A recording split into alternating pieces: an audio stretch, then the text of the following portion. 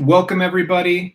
We are going to be talking about interviews and one of the probably most disappointing things a job seeker could face in their journey is all the hard work, the applications, the interview prep. And then, you know what? They don't even get it done in the final round. They get rejected. And so we want to help you guys today with how to ace that final round interview. And we've got an incredible guest today, AJ, who's host of the Final Round podcast. I'm super excited for him to be hanging out with us. I've fallen in love with his podcast, which you guys are going to be hearing more about. I think it is one of the best resources out there for job seekers. And so we're getting everything set up for you guys. But yeah, welcome everyone. We're going to be jumping in just a minute. But today we're going to be talking about how to ace your final round interviews, how to prepare, and special tips, and even kind of behind the scenes of what recruiters are looking for. And AJ has incredible experience interviewing and kind of researching with these top industry recruiters from all different kinds of companies.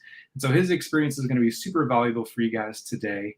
But AJ, do you want to go ahead and just kind of introduce yourself, kind of who you are and what your background is?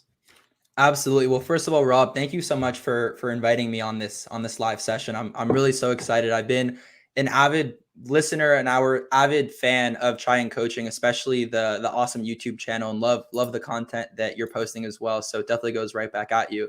But yeah, no, it's great to be here. Actually, earlier today, it's been a busy day. I was interviewing another recruiter at other consulting firms for the next episode of the Final Round podcast, and a little about myself.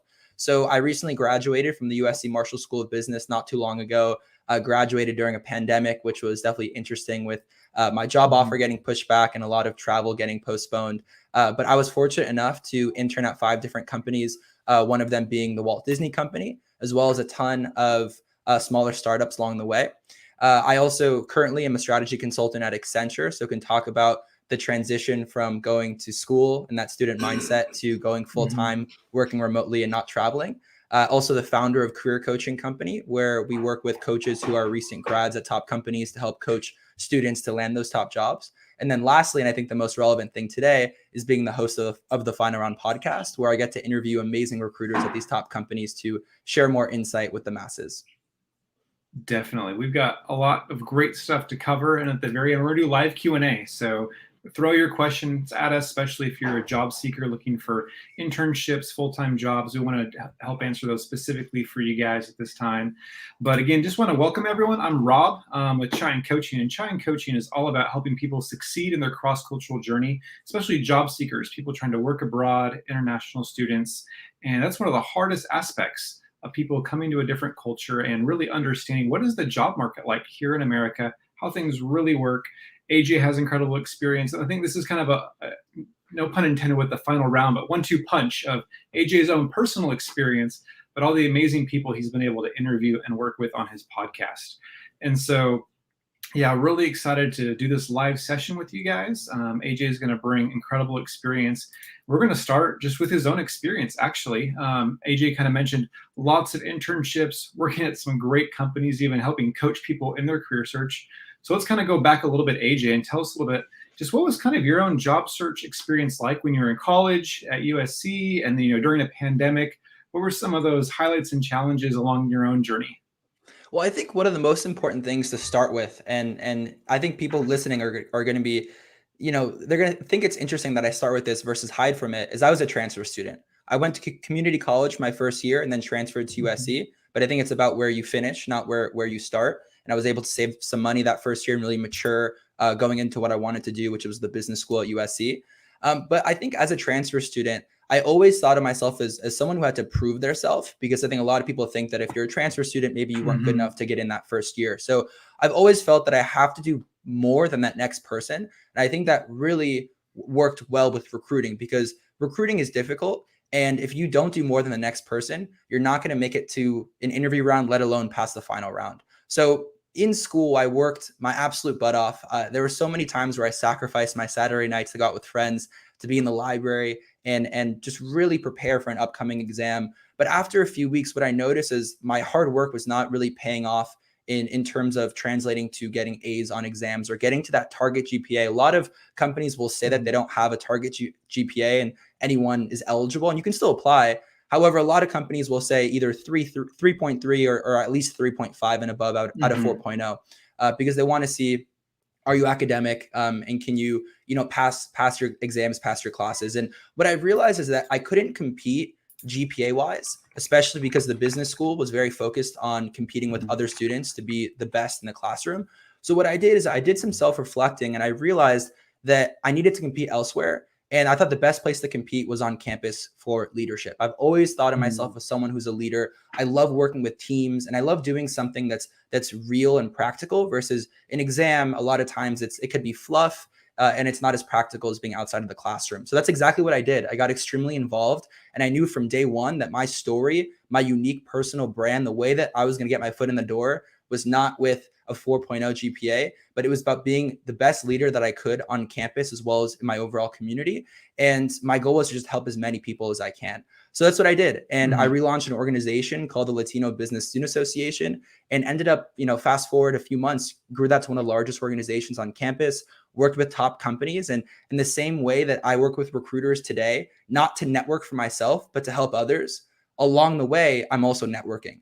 Right. And that indirect networking is critical. And that's what I did for the student organization that I was a part of. And I saw Devin Triplett just joined the live session as well. And he's doing the same thing for his organization, in that if you can network in a way where you're not asking for something, just, hey, give me a job, give me an internship, but let's work together to help each other grow and help others. And that's what we did. We helped more Latinx students find internships and jobs. And that was a great way to get introduced to all these recruiters. And then in turn, I was able to share my unique story and talk about my passion. So my job search experience, I would say it was not very typical, because I thought of it as a way where, how could I stand out from the crowd? And these recruiters get so much outreach. Why not outreach for something that's going to help them in the company? And I know that, a lot of companies want to diversify their workplace. So why not help them do that? And in turn, work together to help each other. So my relationships were built through that organization, and I was able to, I had to start somewhere, right? I think a lot of people get so obsessed with those really large names like the Disneys, the Accentures, the Facebooks, the Googles of the world. But you have to understand you have to start somewhere, right? Yeah. And I think the best way to start, and no one talks about this, is starting with a startup. Why? Because no one's outreaching to them. And oftentimes, and this is what I did, you can literally cold email the CEO and talk about how you can plug in and help them. And maybe it's paid, maybe it's unpaid, but you have to start somewhere and get relevant experience outside of the classroom. So I worked with some startups in the beginning, and one tech startup that I worked with ended up getting acquired for over $200 million. Used that story to propel myself to the Walt Disney Company on a business leader rotation program. And, along the way, it wasn't always wins. It was not always the successes that I talk about. There were so many rejections along the way. So many times where I couldn't even get an interview because I wasn't, quote unquote, good enough on paper, but you have to learn from it, continue to network. And I was able to land a strategy consulting job at Accenture, where I'm currently at. And I've learned so much along the way. I love it. And one thing I want to just kind of emphasize is, especially in the American college experience, so much is outside of the classroom and more than a GPA. I know in a lot of other countries and cultures, if you just get a good enough score or GPA, you get jobs. But in America, that's not so true. And the more you do outside the classroom, the more you're involved, the more leadership or extracurricular stuff, that opens the doors, especially for networking, which was definitely a sweet spot for you to stand out and get some incredible opportunities. And so, I mean, yeah, I think I love what was the Latinx group that you said that you kind of started up and then grew really big again, right? Absolutely. And I think the biggest thing is truly, people sometimes join organizations or start something on their own just for the sole focus to saying, this is going to be my leadership experience in my resume, and it's going to get me a job. And I truly believe, and I'm actually half Hispanic. My mother's from Mexico City. And cool. I know the struggles that a lot of my friends and peers who are first gen, who are transfer students, who couldn't rely on maybe a parent going to school, is that it's really difficult. And you're coming in, whether you believe it or not, as a disadvantage, as an underdog. So I really did love helping others. And in turn, as I was helping others, I loved, I was helping myself with the recruitment process along the way. So I think that when you think about getting involved in something, you can't do it just to put it on your resume. And I think also a lot of interviewers will call you out on it and say, what did you actually do? Are you actually passionate about this? Because they can see right through if it's something is BS. So if you can find something that you're passionate about, grow within that organization. Don't have 10 member titles on your resume, because member doesn't mean anything, right? Yeah. But go either start something or join something and grow. And don't just show up to the event, but set up the event, help get the guests to the event, do everything you can, help with the marketing, the recruiting, and you never know what can come from it. And I think that story is such a better story than just saying I showed up to this consulting organization on campus. Yeah, definitely. Some great tips there. Friends, again, welcome. We're talking with AJ from the Final Round podcast about how to ace and really kind of achieve in those final round job interviews. And we'll be doing some Q&A at the end. But real quick, for all of you guys who are watching, let us know where you're tuning in from. Go ahead and tell us in the chat. I'm here in the Dallas, Texas area. AJ's there in the Los Angeles part of California. But let us know in the chat where you guys are tuning in from. And earlier this year, I discovered the Final Round podcast. I think from maybe one of your guests who kind of posted that they were, appearing in the podcast and checked it out, and became one of my favorite podcasts this year to listen to at the gym or while cruising around in the car. And I'm like, man, this is packed full of so much gold. And this is something that I want to make a part of Shine Coaching. So what was the reason for starting the Final Round podcast? Like, where did those ideas come from? Yeah, it's such a good question. I actually don't get asked this as much as you would think. So I'm so happy that you brought it up, and it's been such an incredible journey along the last few months. But I think, a lot of people, and of course the pandemic has been horrible for so many people, but you have to look at it for the benefits of what's come to it. And a lot of people have been able to gain more free time, and they work remotely. And I think that with that extra free time, my job start date, given the pandemic, was pushed back about 6 months. I delayed my move up to San Francisco. I was getting ready to start my full-time adult life, my career. And I think I realized that there were a lot of people struggling. And the biggest pain point that I heard was that people cannot get past the final round interview. And, we can talk about how to get to the final round interview later on in this event, but that's the biggest pain point. And it's always so demoralizing when you work your butt off, you do all the preparation, all the research, you know who the interviewers are, you get to that point and you get that rejection letter or rejection phone call, and it really does just kill your morale. So I knew that this was a big pain point. And I thought about first starting the podcast and just myself talking about my experience, my journey. And I thought there was some validity to that idea. But I also thought about who is the main type of person at a company who most candidates want to reach out to, but have the hardest time reaching out to because they get so much outreach. And in turn, recruiters came about. So I thought, okay, I know I can reach out to these recruiters, but I know it's going to be an uphill battle because if candidates can't get to them, it's going to be hard to get to them. So really selling the value prop of how this podcast is a platform to help others.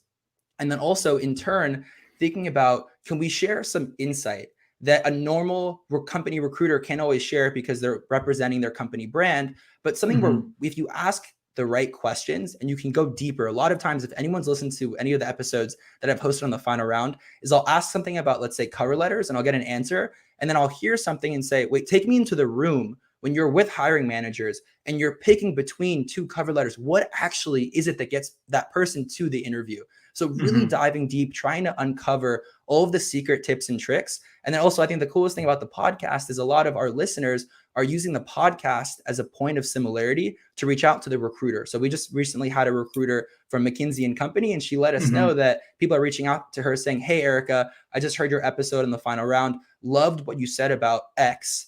And then here's how I can relate to that. And then trying to get an informational chat. So I registered the name the final round on Apple and Spotify, and the rest is history. That's amazing. Yeah, I think I've at least listened to the first 10 or so episodes. I know you've got more than that now. I'm looking forward to, rocking those out at the gym these next few weeks. But AJ, do you have a favorite interview that you've done on all of yours so far? Either favorite guest or favorite interview you've done on the podcast so far? Yeah, that's a great question. And in all honesty, and I'm not just saying this because this is live, but I really have enjoyed every guest we've had on the show. And I think one of the coolest things about each guest is you think that they're going to be very similar to the company brand that they represent, but every recruiter really does bring their own personal brand, their presence to each interview. And some interviews are just so exciting and they're electric conversations, and you can see that we're just so into it.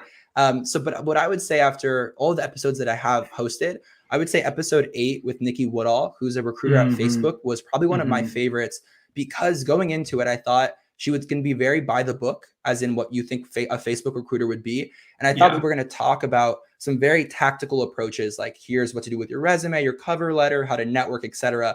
But we actually didn't talk about any of that. What we focused on that no one focuses on is the mindset of recruiting.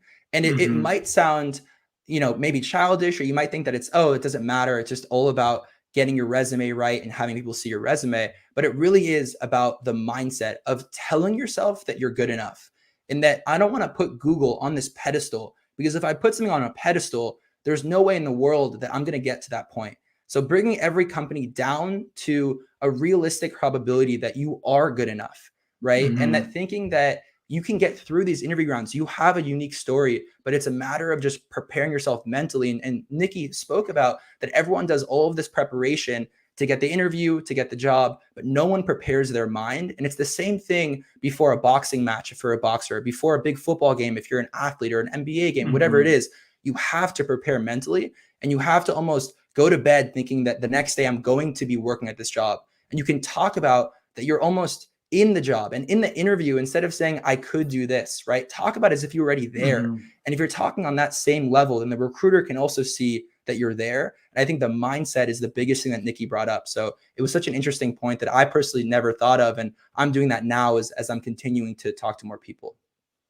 I totally agree. I'm so glad you mentioned that, because that was one of the ones that stood out to me the most as well. I remember you asked, like, hey, if you were to break down like how a job seeker should prioritize their search, she put at least a huge majority, I think like 2/3 or 66% towards like your mindset, your emotional health, your personal development, kind of your vibes and your energy and your confidence. And maybe only like 25-30% going towards the actual tactical of like resume and application and interview prep.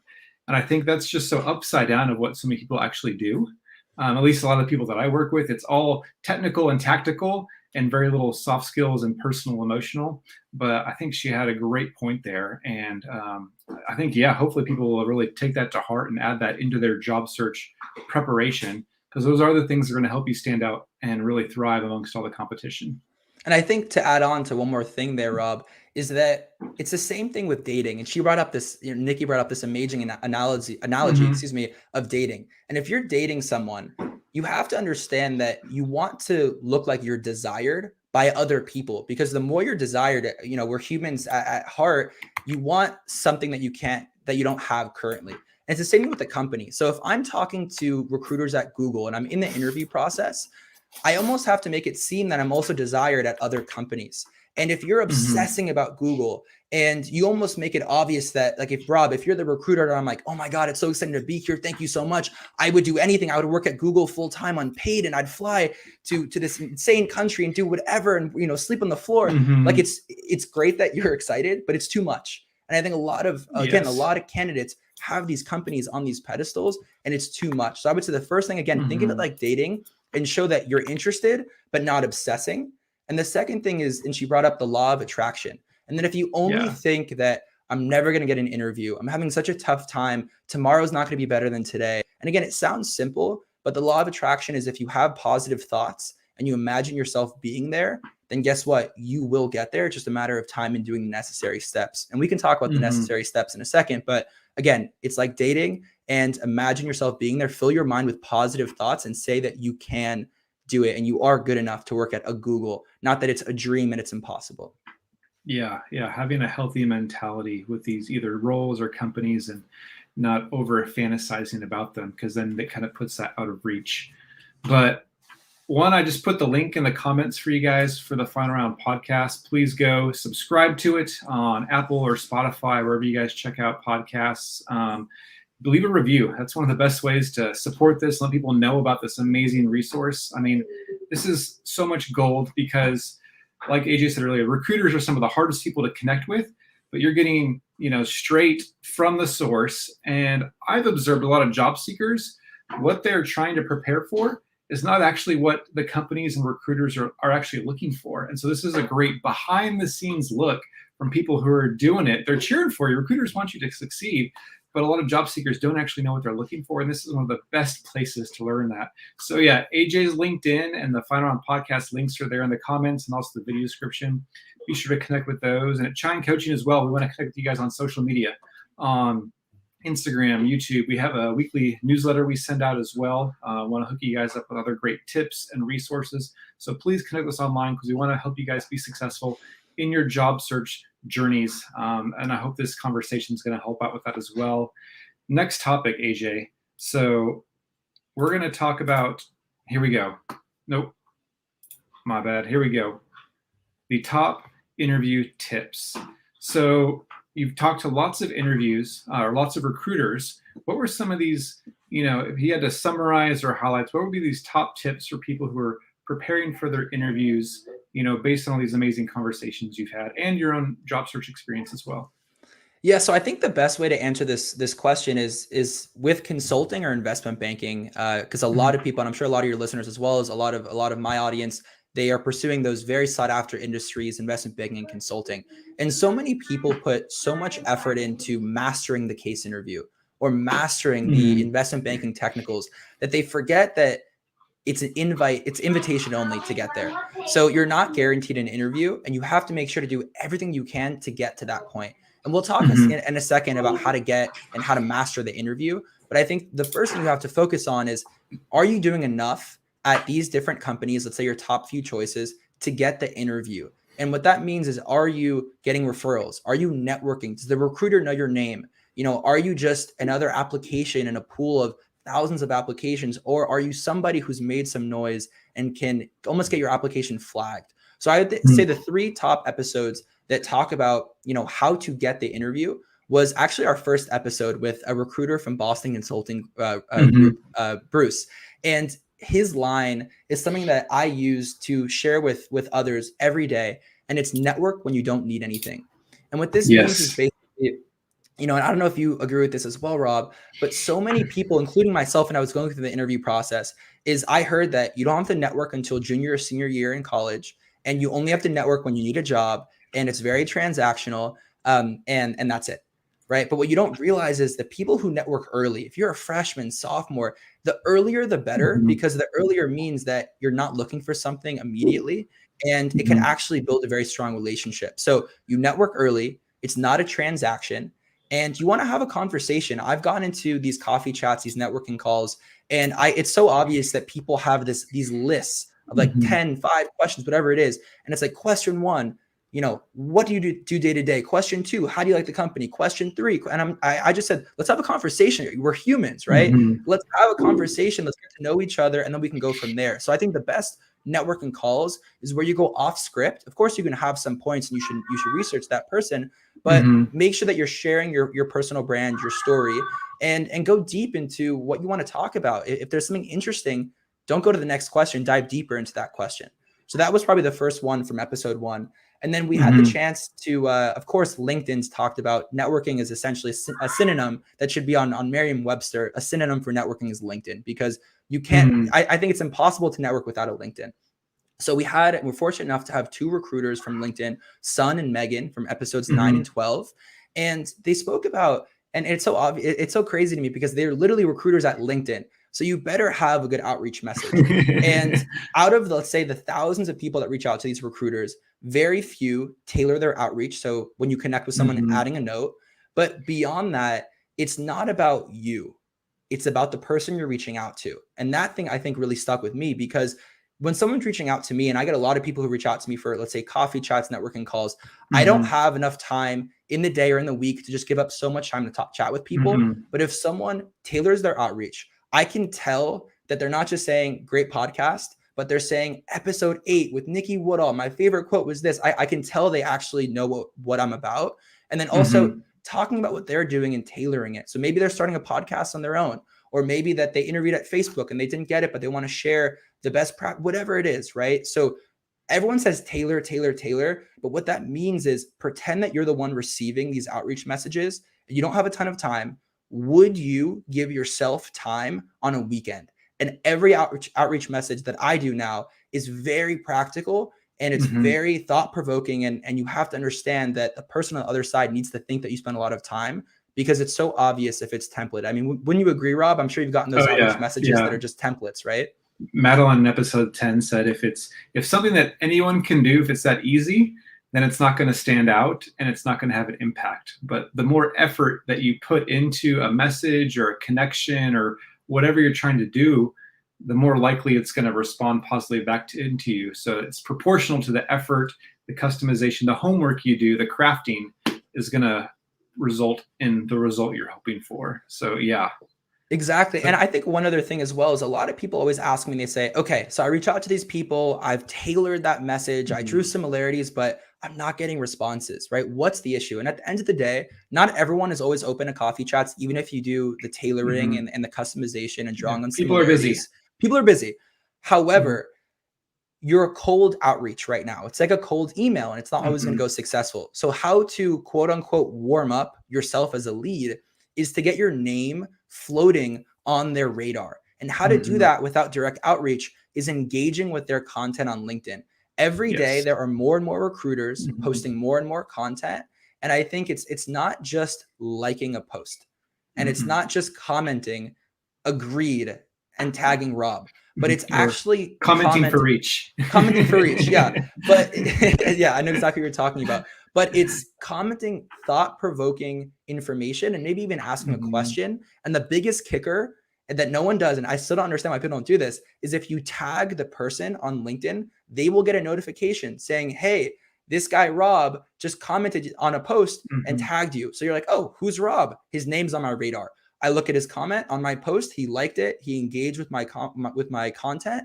And then he asked a question. That's a great question, Rob. I'm going to answer it. And now you're on my radar. So if you do that for a period of time, it's almost like we're friends, maybe not direct friends, but we're friends on LinkedIn. And then when you make that outreach message and you've been supporting me along the way, I feel that I'm not indebted, but I feel like I owe you now a few minutes of my time because you've supported me. So I think those are some really good tips and that was from Farah, who was a TikTok recruiter, episode 5, and that engaging with content is the best way because no one does it. So it's a great way to get on people's radar, especially recruiters. Yeah. I mean, one of my favorite things to do is ask follow-up questions in the comments.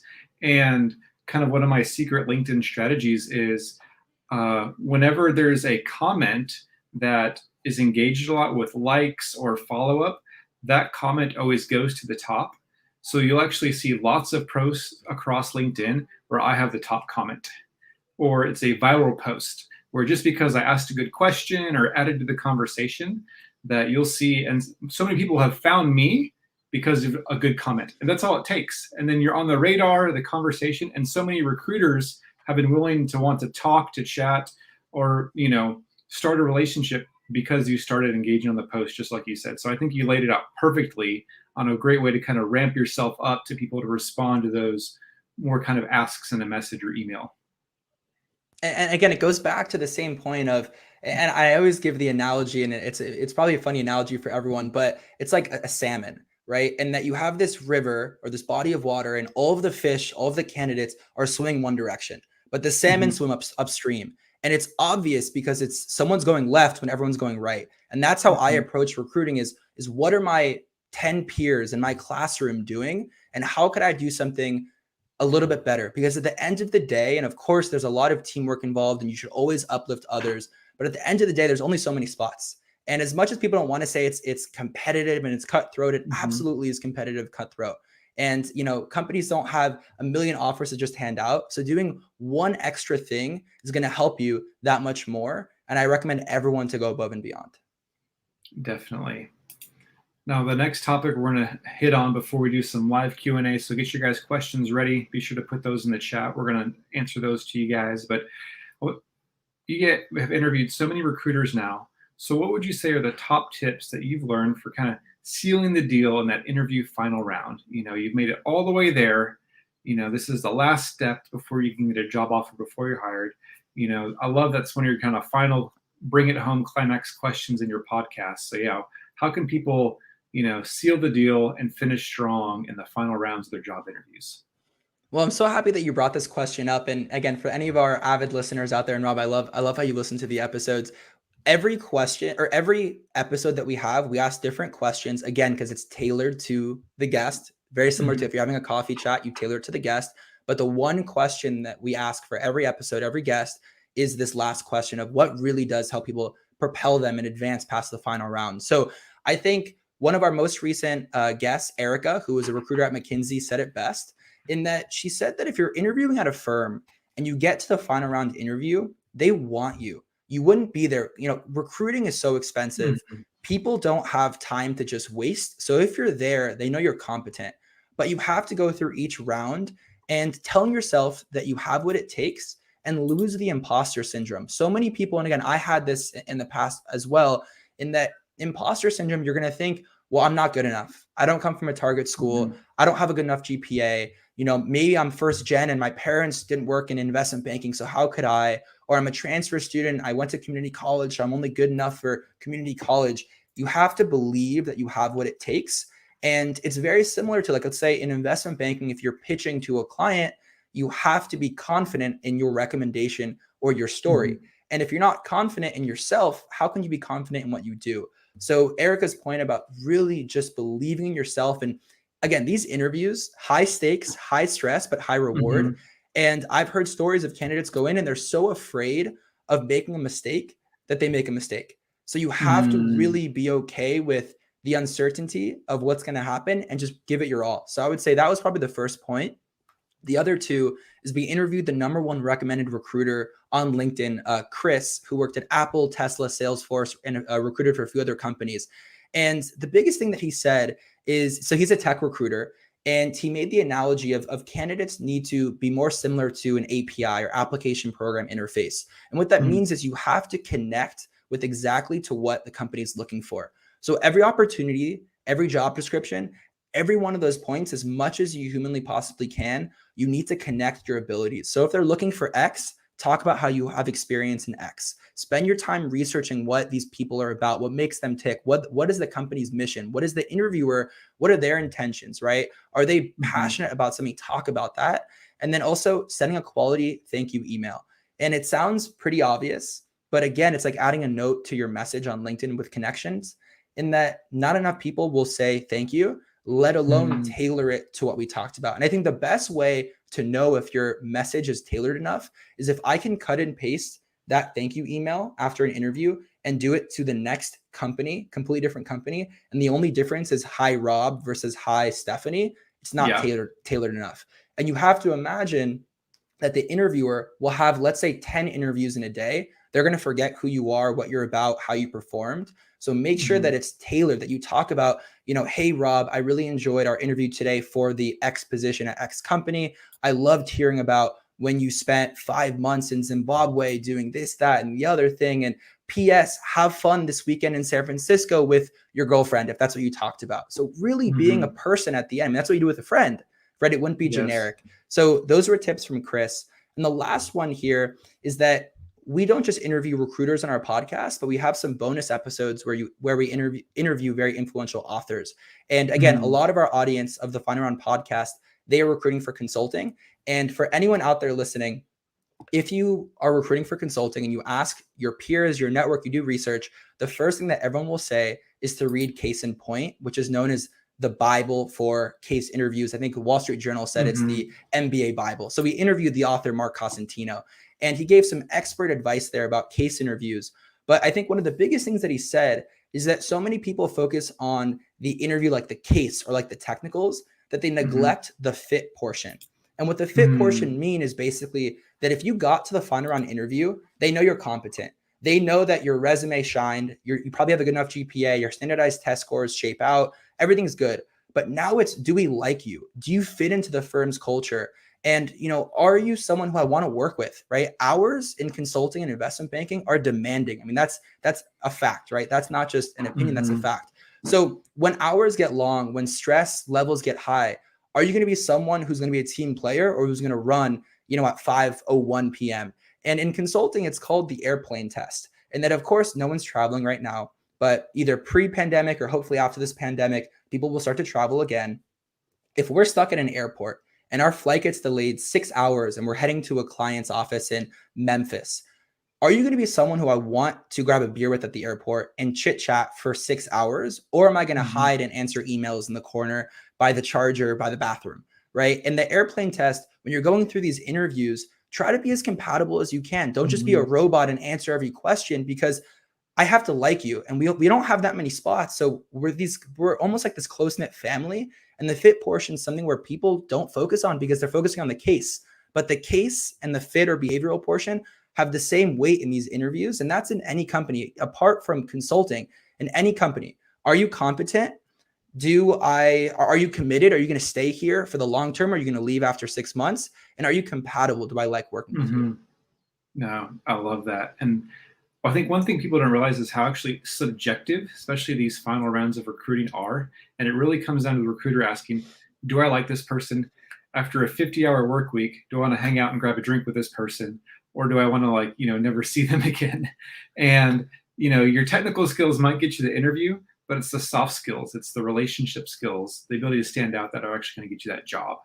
And so, yeah, I like that airplane test example. Well, and I think also that, and people are probably thinking that, well, I didn't love every one of my interviewers, and Mhm. after a long week, I want to go back to my friends and Mhm. family. And again, you're not going to go and get dinner with every single one of your coworkers every day. But in Mhm. industries like consulting and banking, that's very common, especially that was pre-pandemic and probably post-pandemic. And the biggest thing is, are you a unique person? And I think that Mhm. goes beyond just, do we like each other? Are we going to hang out, during the week? But it's, are you unique in that you don't want to come in and just bring nothing to the table, right? You want to add to the Mhm. culture, talk about everything you're doing, being that leader in the firm and what you're going to change, where you're going to Yeah. add to. And I think being unique, a lot of people hide. And I know, Rob, a lot of your audience is international, right? They're from all over the Mhm. world.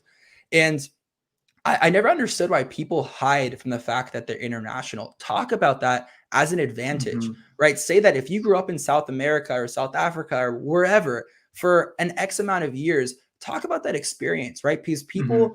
companies want to diversify their workplace. Imagine you're in a boardroom with 10 of the exact same people from the same school, same background, same experiences, right? That is boring. No one wants Yeah. that. They want candidates to come in to bring something new to the table, a new thought, a new idea, new Mhm. experiences. So talk about that. And again, we don't have to be best friends, but if I am able to understand your story, your brand, and your experiences, and it's something that's unique, that maybe a few people have it, but it's rare, people want uniqueness to join their company for the diversity of thought. Mm. I love it. I love it. Well, I'm sure we could keep going. We're going to transition to some Q&A time. My friends, if this has been valuable, if you've learned some great stuff, be sure to like this video. Click that like button to say thanks and give some love to AJ for hanging out on his Sunday to share some just awesome insights from his journey, from his amazing podcast. Hope you guys will go check that out. Again, we've got the link in the description and the comments. Be sure to go check out the Final Round podcast. And later this fall, actually, Chime Coaching, we're going to be launching our very first online course about how to equip you guys, kind of a fun journey process to help you guys in your job search journey here in America. So make sure you're subscribed to our newsletter as you give more details about when that launches out. We want to make sure you guys are in the know. Just like AJ's podcast, we want to help you guys succeed and thrive in your job search. And if you guys have questions, start throwing those in the comments because we're going to have some fun. All right, our first one, AJ, is from Ankit, and he says, can you ask AJ on how to actually reach out to people for networking? I know we hit on that a little bit, but let's maybe kind of hone in on this a little bit more. Yeah, so the first thing that I do is I look them up on LinkedIn. I see that are they a recruiter, right? Because for season 1 on the Final Mm-hmm. Round podcast, we want to stay very niche to just recruiters, unless it's a bonus episode like Mark, who is just an Mm-hmm. amazing book author that made sense for our audience. So I Yeah. make sure that their background makes sense with what our audience wants. But then I guess the question that they're asking is, how do they actually respond and say yes? So I first see, does any of my network, any of them connected with this person, right? The best way, and that's across the board, even for your own recruiting journeys, if you can get an intro from a friend or a colleague or someone else that you know, that's the best thing. Because if someone reaches out to me coldly, it's not as easy as if I have a friend who I really trust, who's a good friend or good colleague, saying, hey, AJ, you need to chat with this person for whatever reason. I'm Mm-hmm. probably going to say yes, because I believe in that person. They wouldn't recommend someone who wasn't worth each other's time, and they back that person. So if I have any mutual connections, that's great. But oftentimes it's not always the case. And when I do, if it's going to be a cold outreach message, is I warm up my lead. And I talked about this a little bit earlier, but I'll start looking through their content. I'll engage with their content. I'll add thought-provoking comments. I'll tag them, and I know they'll see me because they will respond and tag me back. That's how it works. If I tag someone, they'll tag me back when they respond. And now I know my name's on their radar. And then maybe as they continue to post after a few days or a week or so, I'll continue to engage with their content. Once we're warmer leads, maybe they're commenting now or liking my content and they're engaging with me. Maybe they look me up on my profile. I can see who looked at my LinkedIn profile. Then I'll ask myself, am I a warm enough lead?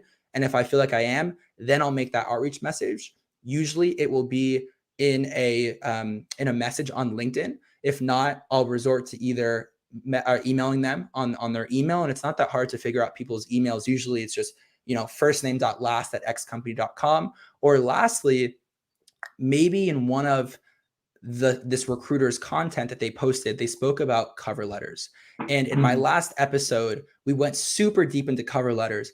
I might try to bring the two together and almost ask them in the comments section of their post that, hey, I love your take on cover letters. Did you see that X recruiter in our podcast spoke about this? What are your thoughts? And they'll respond and they'll say, well, why don't we have you on the show for your take on cover letters? And almost asking them in the comments, and they'll say, great, direct message me, send me some more information. I'll send them our guest pitch deck, and the rest is history. Yeah, it's all about building a simple message or a cold, form message, not going to happen very well. But again, networking is a process. It's a relationship. And the best networking happens when you don't need a job or when you don't immediately need something, but it happens from day one. And it's, again, as you can build into things, then you're going to be in the position to have that foundation to move forward with the things that you're hoping to accomplish throughout networking. All right. We got a question from Amanda. For people who are transitioning careers into something quite different and looking to get in at the entry level, how can they prove that they're capable of performing well in the role? And then they kind of have a little follow-up as well. It says, also, how can people who are transitioning in their careers stand out against other candidates who have direct experience when getting in the entry level? So kind of proving that they're capable, and then against the competition who have actual background in that. So I would say that the toughest thing for a lot of the bigger companies, the bigger names, especially in consulting and investment banking, is that they have very structured recruitment cycles and processes. And oftentimes the way that they can mitigate their risk is to take juniors in school to go for those junior summer internships and seniors for full time. So you have to know going into this, it's not going to be that easy to be recruiting for people, even though they are younger than you, maybe less experienced. But again, don't hide from the fact that you graduated and that you have this awesome experience, but talk about how that experience is actually an asset, that you've already proved yourself in another company and you're willing to, after let's say 1 to 3 to 4 years of experience, if you're still going for that entry level position, talk about how this company is almost getting talent at a cheaper rate because maybe you think you're worth a few years of experience, but say you're willing to go almost down a few levels or a level or two to get your foot in the door with this company to then grow with that company. So I would really focus again on that experience you already have and tailor it to the company you're applying to. Even if it's, let's say you're applying for consulting and you don't have a consulting internship, but you were head of operations at a startup, talk about how the operations experience is very similar to a recent case study that was in the news for this company about operations for this company and tailoring it. Again, it always goes back to tailoring and selling yourself and your story. I love it. We got a question here from Ethan.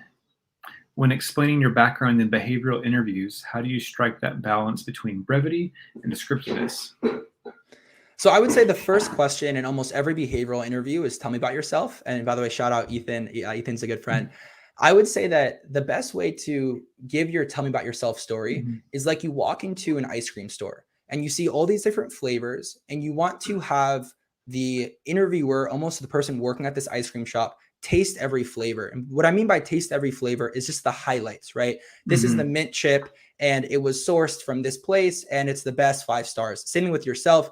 I'm a leader. I'm a president of this organization, and I was awarded this award. We have X amount of members. But if you go too deep into certain things and the interviewer doesn't like mint chip, then you're digging yourself into a hole. And you have to look at social cues, right, Ethan? So if we're talking and my eyes light up when you talk about how you're on the intramural basketball team at, UNC Chapel Hill and being the team captain, and you can see my eyes light up. So maybe I played basketball in the past, versus if you're talking about this other activity or hobby or organization, I almost look like a little bored. Match the social cues and keep going. So that's kind of talking about that question of tell me about yourself. But I would say with behavioral interviews, I would say there's not one perfect time, but overall, I would say about 1.5 to 2.5 minutes is a good time frame. And if you feel like it's a monologue, that at first I was super excited and then I'm kind of, backing up on my chair and you're losing my interest, then it's time to shorten it and make sure, like a resume, you talk about your impact, your results. If you can tie it back to the company, great. And they're asking you these questions to see if you have the relevant experience. Definitely. I think along with networking in behavioral interviews, it's about finding that common point of interest, that commonality. And like you said, that flavor that they really like that you can dig deeper into. So you're kind of sampling, sprinkling, testing things, and then there's that sweet spot, and then you can connect. And again, that's what's going to help them remember you and stand out from everyone else when you have that common point of interest or connection. All right, a question from Ritvik is, how to impress a technical hiring manager? So I would say that a majority of the candidates applying to technical positions are probably more technical. Maybe they majored in computer science and engineering. And for the most part, again, not stereotyping here, but for the most part, they might have strengths in those technical skills and maybe lack or not have a lot of experience in the softer skills. But anyone out there knowing, regardless of the position, if it's technical or not technical, that you're going to have to interact and work with a team. There will be a manager. Maybe it's client facing, maybe it's not. But for the most part, you need to have those soft skills. So as long as you can show that you check off the technical skills, but I think the real way to stand out is to talk about those softer skills. Talk about if it is client facing, a technical client facing role, talk about how you have that experience working with clients and that you're not just someone who's going to put on their headphones, who's going to go into a dark room and who's just going to do the job, never see the light of day, never interact with teams, never see a client. Focus on the softer skills because, again, no one reaching out will focus on the soft skills. They'll always focus on the technical skills if it's a technical position. And I think if you can bring the soft and the hard skills to the table, that will let you shine versus the people just doing the technical. All right, so we have Tristy here. I think is one of the new many fall students who's just started this fall 21. A lot of them couldn't come last year, the pandemic, and they're excited to maybe try and get an internship this summer. So what are things they can do to approach recruiters and help themselves looking for internships this next summer? So I would say the first thing you need to do is to do your research, see if the company has internships online. A lot of the recruiters that we've had on the podcast, they talk about a big pain point in that people will outreach to these recruiters and ask questions where the recruiter will literally just send the careers page at their company because there's enough information to answer their questions. So the first thing is to do your research, see if there are active internships that have just been posted.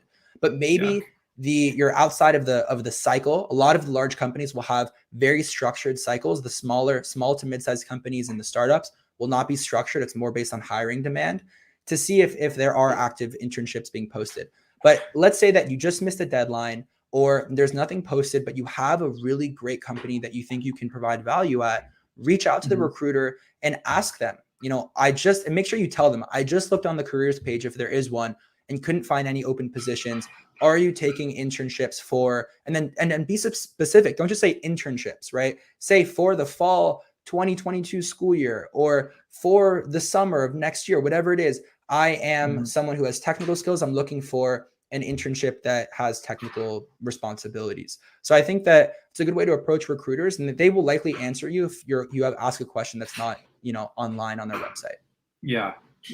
Don't ask questions you can Google and find out in 10 seconds. But the more research and effort you put in, the more they're going to see, okay, this person's done the work, and they're going to more likely to want to engage with you because you've made that effort and taken that initiative. All right, from Devin.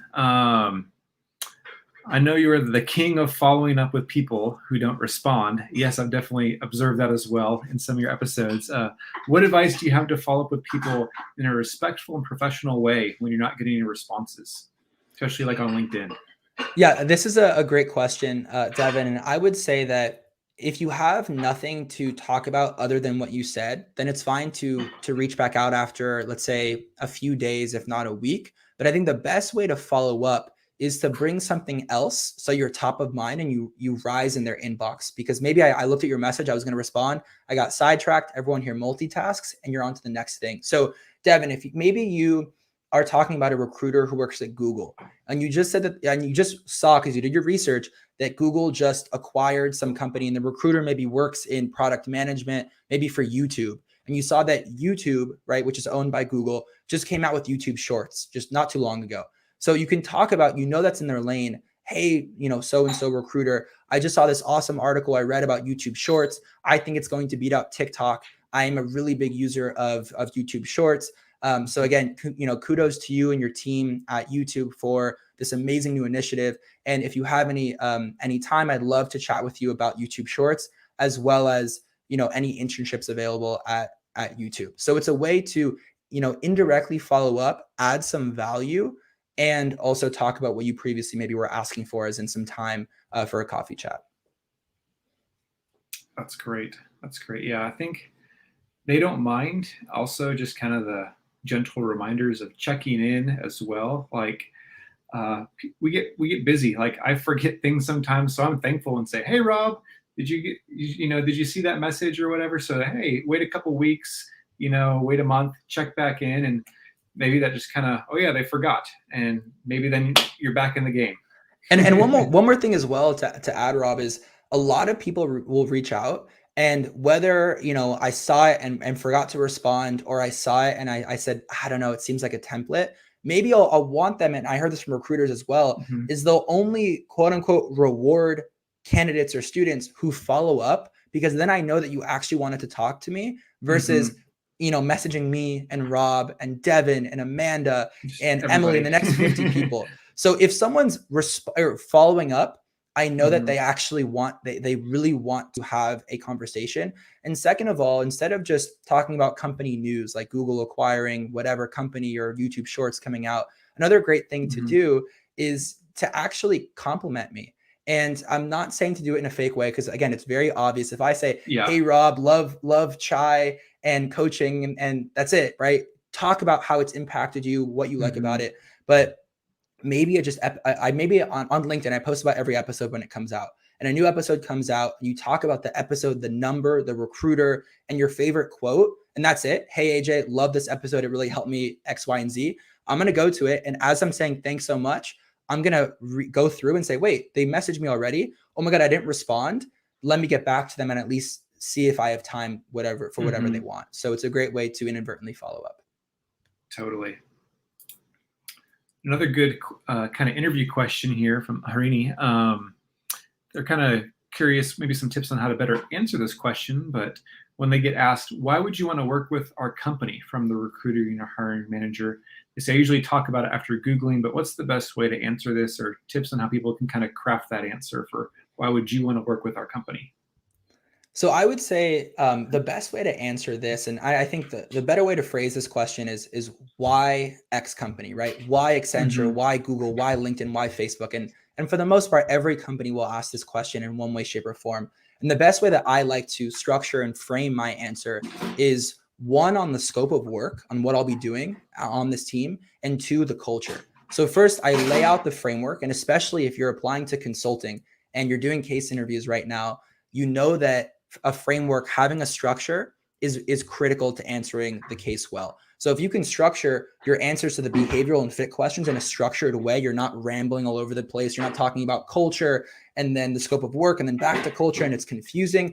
The delivery is really important, almost as important as the content. So going back to that structure of scope of work and the culture, in the scope of work, you have to understand what you'd be doing. Read the job description. I always printed out the job description, highlighted what I'll be doing, tailoring it to what I've done and how I can progress in this role and how I can be a huge asset to the team. Again, going back to that competence, how I can really provide value, not just to X company, but to their clients. And then on the culture side, and I think a lot of people neglect to focus on the culture, and that every company will have its missions, its values on the company website. Maybe they have employee resource groups that you want to join, right? So myself being, half Mexican, maybe I want to join. I know, and I always love saying this. This is a great example. I know Hulu, their ERG or employee resource groups is called it's called, well, they're hooligans, and their ERG is Hola, right? And I forgot what the acronym mean. I think it's Hispanic and like Latinx associate, whatever it is. But if you can talk about not just, I want to join the Latinx ERG, but you know the name, and you can see that you want to provide value in this ERG, and then you want to become a leader and help put on better events, very similar to a student organization that you did in school. That's a great way to talk about. Or maybe the company has a huge sustainability initiative and you're super big on sustainability, talking about that. So if you can bring the competence of your team that you're going to be on and the culture aspect, it's really a great way to be an asset for the company. I love it. I love it.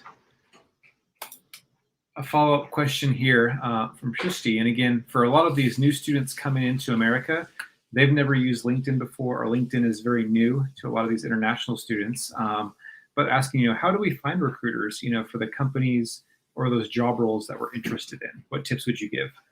So I would say that it's important to know that, especially for the bigger companies, there's going to be thousands of recruiters. And if you're applying for a role at Facebook, and I'll go back to the Facebook example, not every recruiter at Facebook is recruiting for the same roles. Sometimes the recruiter's profile, and this is ideal, is very specific. Maybe they posted past internships in product management. So you know that they're recruiting for maybe technical roles versus it just say recruiter. So I think one of the things that people don't use enough on LinkedIn, because they just apply to jobs, is using it as a database. And there are advanced filtering capabilities. So if you go into the search bar on the top of the platform and you type in the company, let's say we'll go back to Facebook, and then in Facebook, you have to understand what the company calls its quote unquote recruiters. And every company will be different. Sometimes they're talent sourcers, talent acquisition specialists, campus recruiter, technical recruiter. So again, it's going to take some time to get it right, but you want to get to the person who is as close as you can to the application if there's not a recruiter or hiring manager listed. And once you can narrow it down, try to go off similarities. Maybe the recruiter is from your school. Maybe they're from the same location. Maybe they're in Miami and you're from Florida. You can draw that similarity. Maybe they were part of a Greek organization on campus and you were also in Greek life. So again, drawing the similarities and making sure that you can get as close as you can. Sometimes it's hard and you're not gonna be able to get there, but it's totally fine to reach out to a technical recruiter at Facebook and say, if you can draw similarity, maybe to Nikki from our Facebook episode 8, and talking about that you love the episode. And then also, that she's a, let's say, technical recruiter, and you want to get the recruiter who's in charge of this specific role ID. So put the role ID and the role title and see if she can help you, direct you, because people internal to a company know who the recruiters are or can at least find out. And they'll be more than happy for the most part to shoot you in the direction of where you're trying to outreach to. Definitely. I love it. You guys, thanks so much for these awesome questions. If you've been learning some great stuff like me, be sure to like the video to say thanks to AJ for giving some great wisdom here. Another question we have from Raj. So he says, you raised a great point about company culture. Could you speak on how to get a good gauge on the company culture while interviewing and avoiding generic answers when dialoguing about that in those interviews? So Raj, I love this question. I think it's such a good question to almost end the event on, because people will, again, rely on the research that they do if they do their research. So you look at the mission statement, you look at what the company is about, and you can do all of the due diligence you need to do online. But that's not enough. The best way to gauge if you'd be a good fit at the company is to get on the phone or on a video call, or ideally in person post-pandemic, and just talk to people, right? Are these people that you'd want to work with? Can you see yourself providing value to the team? And then when you talk about the company culture in the question of why do you want to work at Google, or a question about, why, what at product management, whatever it is, feel free to drop their name and say that, I've been doing a lot of networking at this company. I've met X, Y, and Z person. And maybe they spoke about every, let's say one Sunday or one Friday, every 2 weeks or every month, there's a day where everyone gets the day off at the company, and you get to choose the community service that you want to do, and the company pays for it. And you can talk about maybe what community services that interviewer do, but also that you've already identified the organization that you want to help with for that day. And if you can get the name of that holiday, even better. But you want, again, talk about you already being at the company. And then the more times you speak to someone at the firm, you can get a gauge of what's really going on behind the scenes, and dropping their names in other calls to know that you're not just that cold outreach person, but that you've done the work and the necessary due diligence to network like crazy at these firms and to almost act like you're one of them, not being an outsider with the door closed. Definitely. Those are some great tips. I think that's a great one to end on. And everyone, again, thanks so much for hanging out. I always love to give this suggestion of, one, be sure to check out the podcast, The Final Round. Go subscribe.